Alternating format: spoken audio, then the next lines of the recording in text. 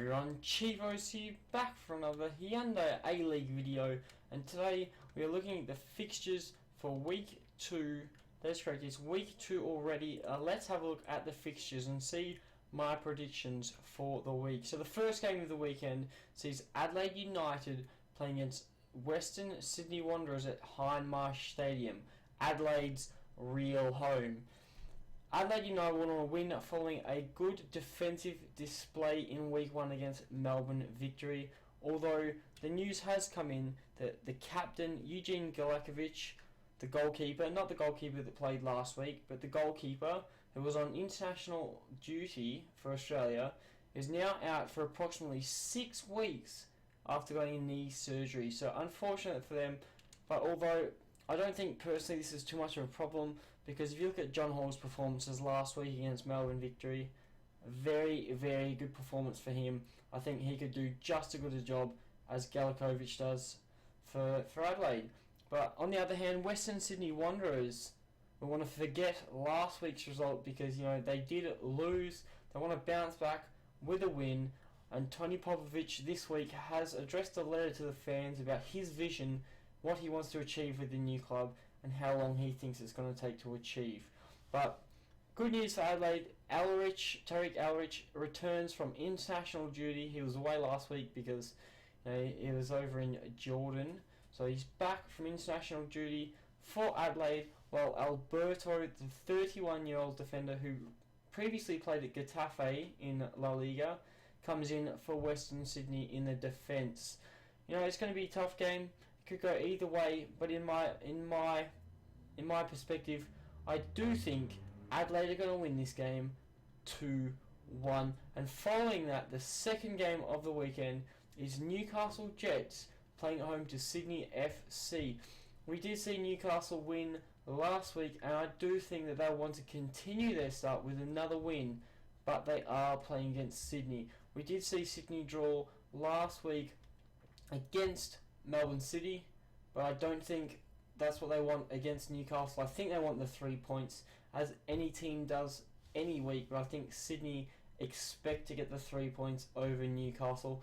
Big news, Nigel Bogard is out for Newcastle. He has been suspended after receiving 2 yellow cards last week, and they are also without Key because he has a virus, so he's out for the weekend as well. Sydney FC will see Normuth back from international duty. It's going to be a tough game. Sydney FC clearly the better side of quality. Newcastle Jets obviously rebuilding after their financial struggles, but I do see Sydney FC dominating this game against Newcastle, and I do see this ending 3-1. The third game of the weekend is the biggest fixture of the weekend by far. It sees Melbourne Victory play against Melbourne City in the Melbourne Derby. That is right, I cannot wait. It is Derby weekend already. The second week brings Derby Day. I'm excited. Hope you guys are. Leave a like if you are excited. It really helps out. But both teams will want to improve on their draws last week. Melbourne Victory picked up a 0-0 draw against Adelaide United. They did have a red card through Lee Broxham. Melbourne City drew with Sydney FC, a tough result for both teams, but it's a reasonable result there.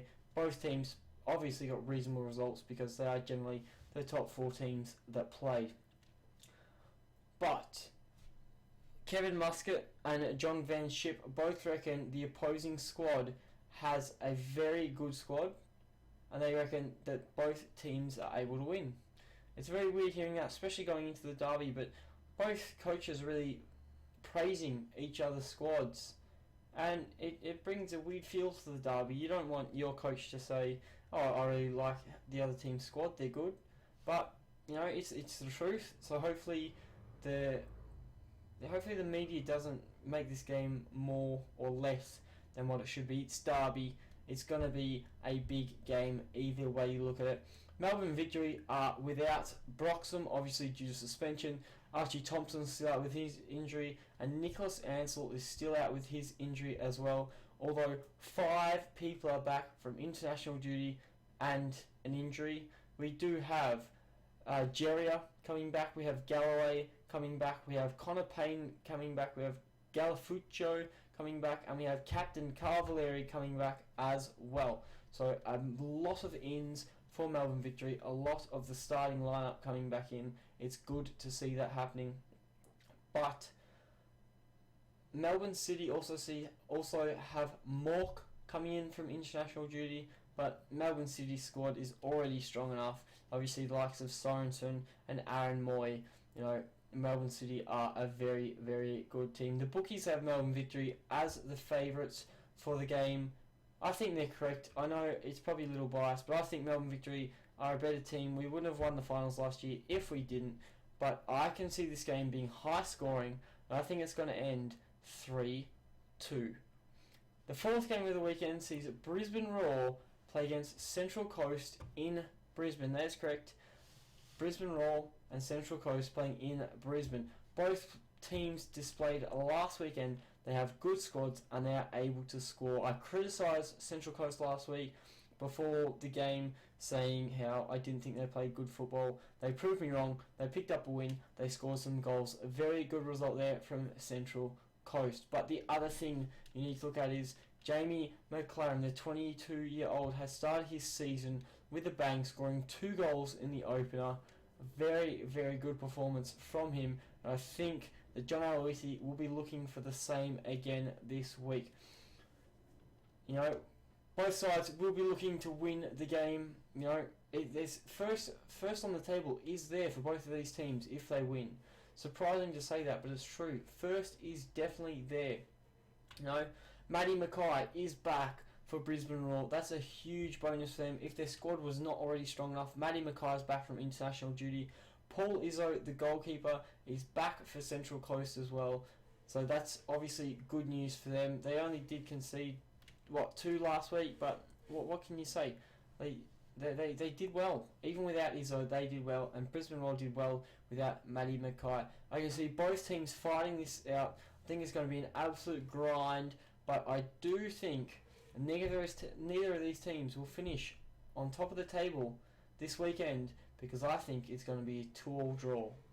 And then in the final result of the weekend, we do see Perth Glory taking on Wellington Phoenix in NIB Stadium in Perth. It's very weird because it's far west and far east playing against each other. Wellington has a lot of travelling distance to go to Perth, so that could be a factor. I doubt it, but who knows, it could be a factor. Perth Glory and Wellington Phoenix both did not start their seasons well last week. They both had losses, and they both would have wished they had wins.